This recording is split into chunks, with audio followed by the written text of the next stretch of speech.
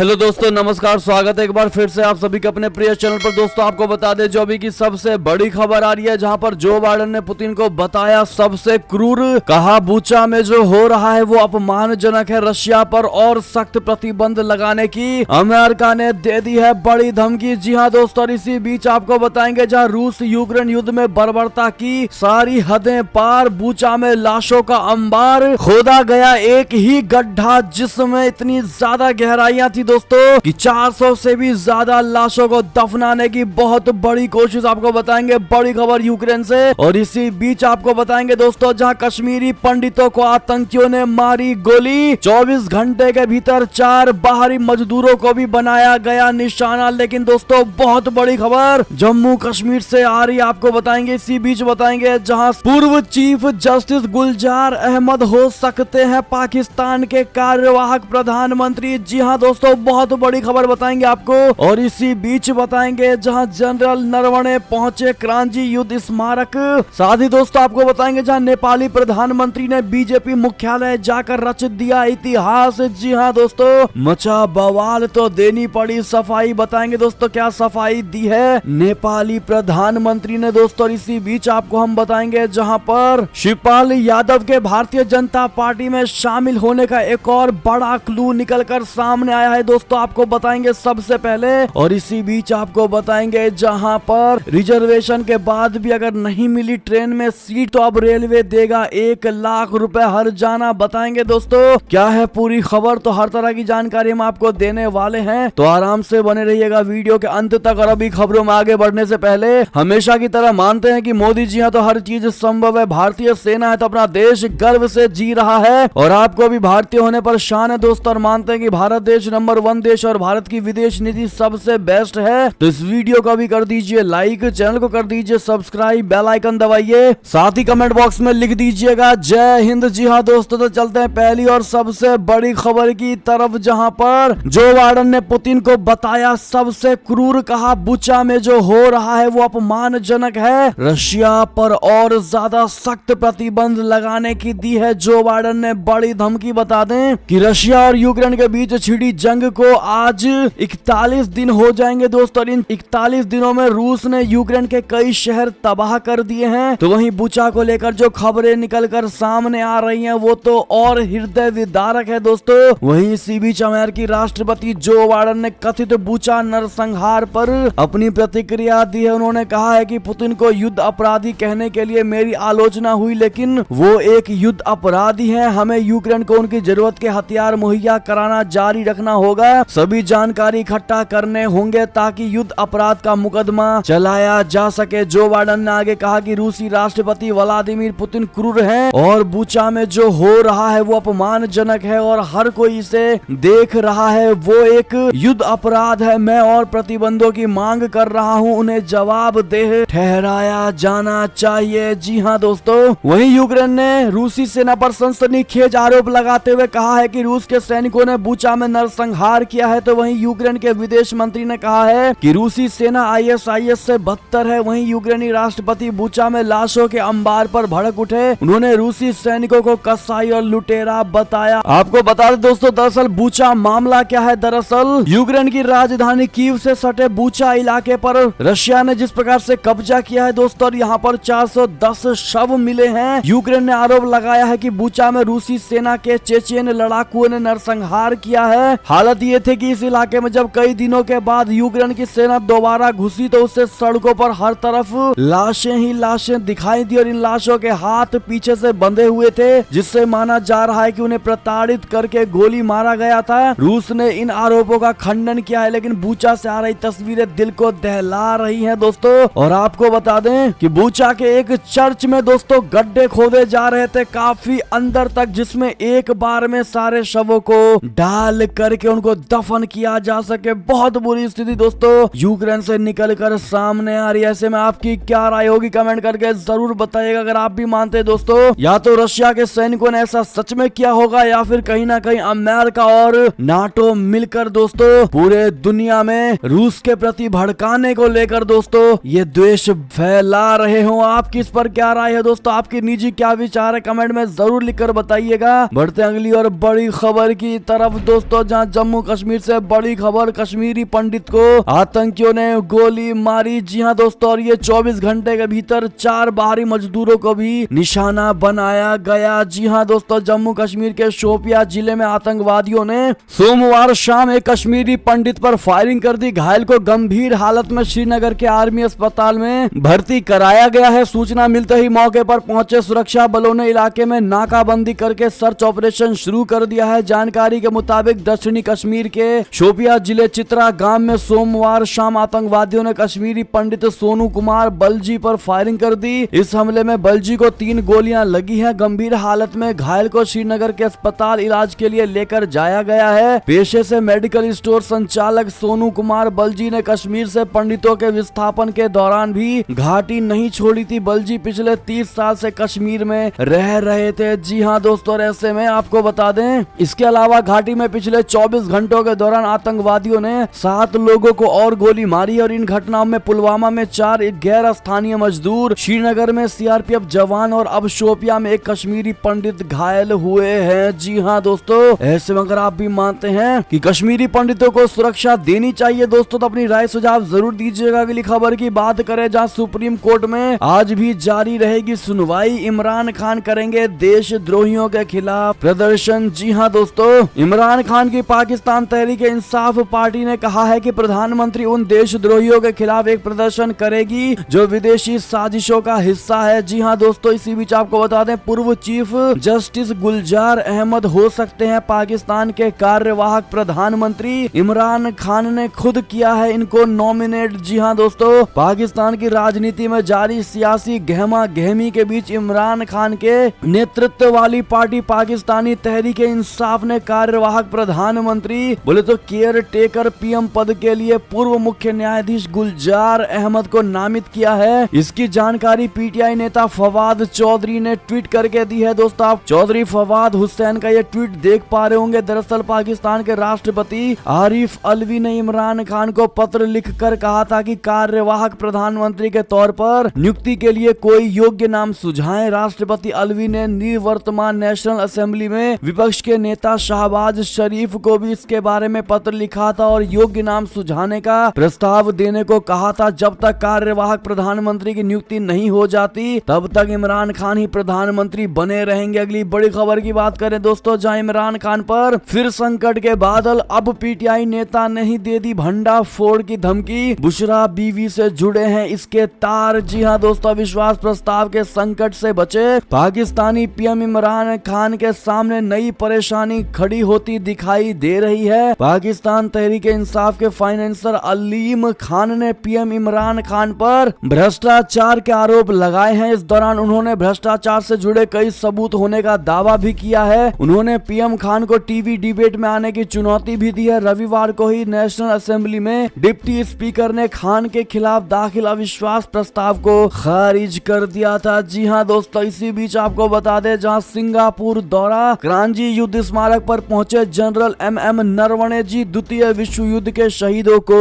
दी श्रद्धांजलि। जी हां दोस्तों, भारतीय सेना प्रमुख जनरल एमएम नरवणे जी ने सिंगापुर के दौरे पर हैं। दोस्तों, सोमवार को उन्होंने सिंगापुर में करांजी युद्ध स्मारक का दौरा किया। यहाँ उन्होंने द्वितीय विश्व युद्ध के दौरान अपने प्राणों की आहुति देने वालों को श्रद्धांजलि दी। करांजी युद्ध स्मारक को Bharat, UK, Australia, Canada, Sri Lanka, Malaya, Netherland और न्यूजीलैंड के उन पुरुषों और महिलाओं को समर्पित है जो द्वितीय विश्व युद्ध के दौरान हमलावर जापानी सेनाओं के खिलाफ सिंगापुर और मलाया की रक्षा करते हुए मारे गए थे। जी हां दोस्तों, आपसे भी रिक्वेस्ट है दोस्तों, आप भी द्वितीय विश्व युद्ध के उन शहीदों को श्रद्धांजलि जरूर दीजिएगा उनकी याद में। अगली खबर की बात करें दोस्तों, जहां पर नेपाली प्रधानमंत्री ने बीजेपी मुख्यालय जाकर रचा इतिहास, मचा बवाल तो देनी पड़ी सफाई। जी हां दोस्तों, नेपाल के प्रधानमंत्री शेर बहादुर देउबा अपनी सफल भारत यात्रा के बाद काठमांडू लौट आए। नेपाली प्रधानमंत्री ने भारत यात्रा के दौरान कई समझौतों पर हस्ताक्षर किया और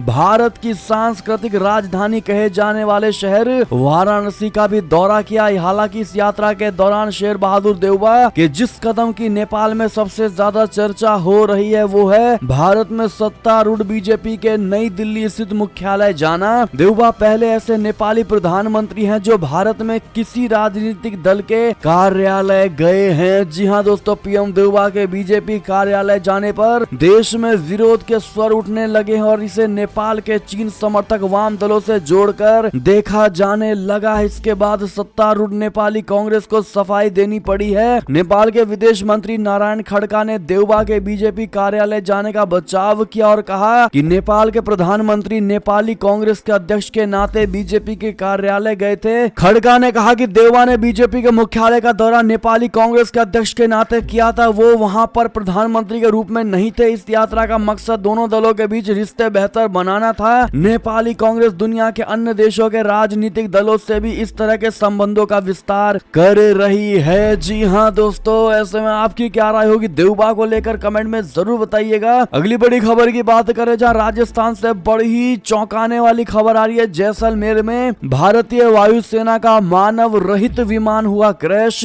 इसकी जांच हो गई शुरू। जी हां दोस्तों, पाकिस्तान सीमा से सटे राजस्थान के जैसलमेर में सोमवार को एक बड़ा हादसा हुआ है दोस्तों, जहां भारतीय वायुसेना का मानव रहित विमान क्रैश हो गया। दोस्तों, वायुसेना अधिकारियों के मुताबिक विमान नियमित उड़ान पर था, लेकिन अभी तक हादसे की वजह पता नहीं चल पाई है। फिलहाल वायुसेना की ओर से मामले में जांच के आदेश दे दिए गए हैं। साथ ही मलबे को भी इकट्ठा करके एयरबेस पर लाने की तैयारी की जा रही है। जी हां दोस्तों, जानकारी के मुताबिक यूएवी नियमित उड़ान पर था, अचानक उसमें कुछ दिक्कत आई और वो अमर शहीद सागर मल गोपा कॉलोनी के पास क्रैश हो गया। अभी तक घटना में किसी के घायल होने की कोई खबर नहीं है। जी हां दोस्तों, अगली खबर की बात करें जहां अमेरिकी इतिहास में पहली बार मुस्लिमों ने टाइम्स स्क्वायर पर पढ़ी नमाज, जिसके बाद पूरे विश्व में छिड़ गई बहस। जी हां दोस्तों, रमजान महीने की शुरुआत के मौके पर शनिवार को न्यूयॉर्क के टाइम्स स्क्वायर में सैकड़ों मुसलमानों ने इकट्ठा होकर तरावी की नमाज अदा की। अमेरिका के इतिहास में पहली बार मुसलमानों ने टाइम्स स्क्वायर की सड़क पर नमाज अदा की। इस दौरान टाइम्स स्क्वायर पर 1000 से अधिक मुसलमान इकट्ठा हुए। इस घटना को लेकर सोशल मीडिया पर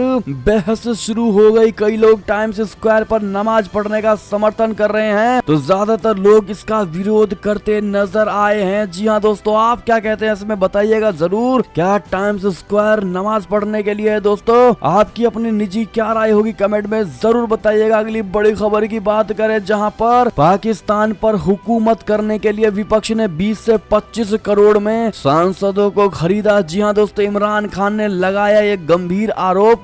पाकिस्तान के प्रधानमंत्री इमरान खान ने सोमवार को आपका वजीर आजम आपके साथ कार्यक्रम में मुल्क की जनता से फोन कॉल पर बातचीत की। इससे पहले देश के राजनीतिक हालात को लेकर पीएम इमरान खान ने अपने संबोधन में विपक्षी दलों पर सांसदों की खरीद फरोख्त करने का बड़ा आरोप लगाया। पीएम ने एक बार फिर दोहराया है कि 20 से 25 करोड़ में सांसदों का जमीर खरीद कर विपक्ष देश की सत्ता हड़पना चाहता है। आप क्या जवाब देना चाहेंगे दोस्तों इमरान खान को बताइएगा जरूर। और दोस्तों, जिन भाइयों और बहनों ने अभी तक वीडियो को लाइक नहीं किया, आपसे रिक्वेस्ट है दोस्तों हमारी मेहनत को सफल करने के लिए प्लीज एक लाइक जरूर कर दीजिएगा और वीडियो को ज्यादा से ज्यादा अपने भाइयों और बहनों में शेयर करिएगा। दोस्तों, अगली खबर की बात करें जहां आखिर भारत से कनेक्शन, उर्दू हिंदी के जानकार, आखिर कौन है वो अमेरिका का डिप्लोमेट जिस पर इमरान ने लगाया सरकार गिराने का गंभीर आरोप। जी हां दोस्तों, पाकिस्तान की राजनीति में इस वक्त जिस शख्स ने तूफान पैदा कर दिया वो अमेरिका का एक डिप्लोमेट है। इस अमेरिकी राजनयिक का नाम है डोनाल्ड लू। सवाल यह है कि डोनाल्ड लू है कौन, अमेरिका में उनका इकबाल कितना है, जो बाइडेन के प्रशासन में उनकी कितनी हैसियत है कि उन पर पाकिस्तान के प्रधानमंत्री इमरान खान अपनी सरकार गिराने की साजिश का आरोप लगाते हैं और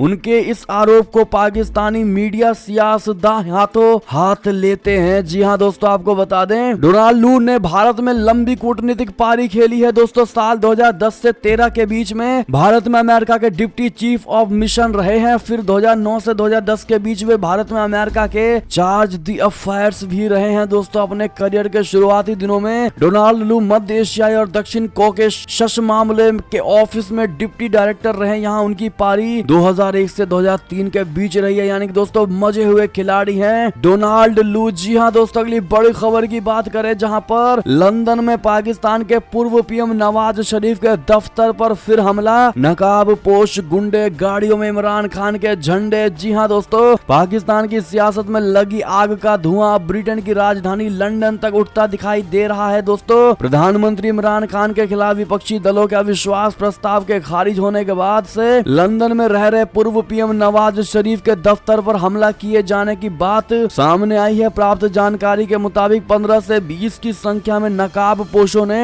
इस वारदात को अंजाम दिया है, जिनकी गाड़ियों पर इमरान खान की पाकिस्तानी तहरीक इंसाफ पार्टी का झंडा लगा हुआ था। नवाज पर 24 घंटे के अंदर ये दूसरा हमला है। जी हाँ दोस्तों, ऐसे में अगली बड़ी खबर की बात करें, जहां पर हर हाल में भारत को साथ रखें। जापान के पूर्व पीएम ने रशिया पर भारत के रुख को लेकर दिया ये बयान। जी हाँ दोस्तों, भारत को छोड़कर क्वाड के सभी सदस्य देशों जो कि अमेरिका, जापान, ऑस्ट्रेलिया हैं दोस्तों, यूक्रेन पर रशिया के हमले की निंदा कर रहे हैं और उन्होंने रूस पर कई प्रतिबंध भी लगा रखे हैं। लेकिन भारत रशिया यूक्रेन युद्ध पर निष्पक्ष रुख अपनाए हुए हैं। शुरू से ही अमेरिका लगातार दबाव बनाने की कोशिश कर रहा है कि भारत रूस की आलोचना करे। क्वाड सदस्य जापान के पूर्व प्रधानमंत्री योशिहिदे सुगा ने भी रूसी हमले को लेकर भारत के रुख पर टिप्पणी की है। जी हाँ दोस्तों, सुगा ने कहा है कि रूसी हमले की निंदा करने की भारत की अनिच्छा के बावजूद क्वाड देशों अमेरिका, जापान और ऑस्ट्रेलिया को ये कोशिश करनी चाहिए कि भारत उनके पाले में रहे। जी हाँ दोस्तों, आपको बता दें दोस्तों कि सुगा ने ये तक कह दिया है कि क्वाड के लिए भारत न केवल महत्वपूर्ण है बल्कि उसे अन्य देशों को भी पक्ष में रखने की कोशिश करनी चाहिए। आसियान के देशों को भी पाले में लाना चाहिए। यानी कि दोस्तों, भारत की अहमियत क्या है विश्व में, आप इस बात से अंदाजा लगा पाएंगे। ऐसे में मोदी है तो मुमकिन है, कमेंट में कहना बिल्कुल मत भूलिएगा। अगली बड़ी खबर की बात करें, जहां पर प्रधानमंत्री नरेंद्र मोदी ने की है कोरोना संक्रमित इजरायली समकक्ष बेनेट से बात। कहा, भारत में स्वागत करने के लिए बहुत उत्सुक हूं। जी हाँ दोस्तों, प्रधानमंत्री नरेंद्र मोदी जी ने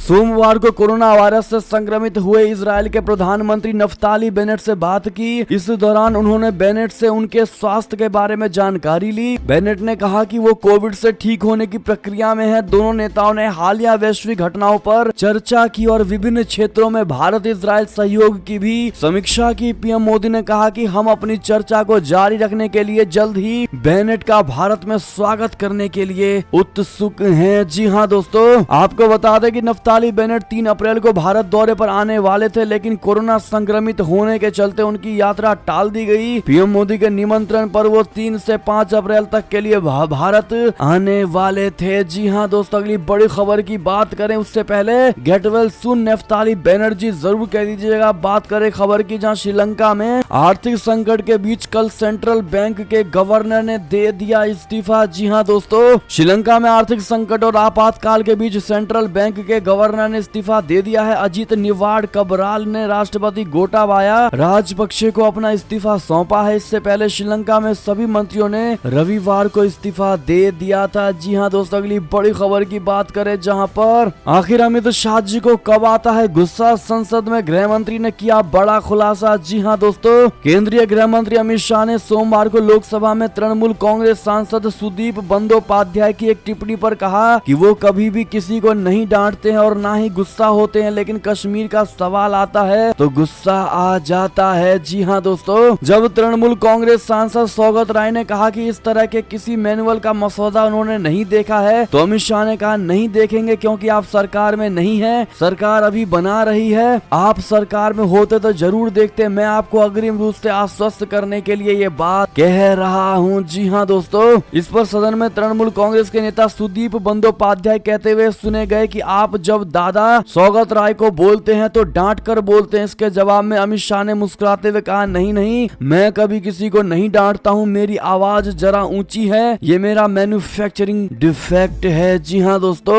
अगली बड़ी खबर की बात करें, जहां हिंदू महापंचायत से एक और बड़ी खबर, यति नरसिंहानंद सरस्वती ने फिर एक और नया बयान दिया है। उन्होंने कहा कि हिंदुओं को अपना अस्तित्व बचाने के लिए हथियार उठाने चाहिए। जी हाँ दोस्तों, राजधानी दिल्ली के बुराड़ी मैदान में रविवार को हुई हिंदू महापंचायत में डासना देवी मंदिर के महंत यति नरसिंहानंद सरस्वती ने हिंदुओं से अपना अस्तित्व बचाने के लिए हथियार उठाने का आह्वान किया है। दोस्तों, आपकी क्या राय होगी इस पर कमेंट करके जरूर बताइएगा। अगली खबर की बात करें, जहां पर गोरखनाथ मंदिर हमले को लेकर बड़ी खबर, घायल जवानों से मिलने पहुंचे सीएम योगी आदित्यनाथ जी। एक हफ्ते की पुलिस रिमांड पर हमलावर अहमद मुर्तजा। जी हाँ दोस्तों, गोरखनाथ मंदिर के सुरक्षा कर्मियों पर हमले में घायल जवानों से मिलने मुख्यमंत्री Yogi Adityanath BRD medical college पहुंचे। सूबे के मुखिया ने हमलावर अहमद मुर्तजा अब्बासी को दबोचने के दौरान घायल दोनों जवानों यानी गोपाल गौड़ और अनिल पासवान से मुलाकात मुलाकात की, उनके साहस और पराक्रम की सराहना की, आश्वस्त किया कि उनके इलाज की जिम्मेदारी सरकार उठाएगी। जी हाँ दोस्तों, इस दौरान घायलों के परिजनों से मुलाकात भी की। उधर हमलावर को बाइक से मंदिर छोड़ने वाले 2 युवकों को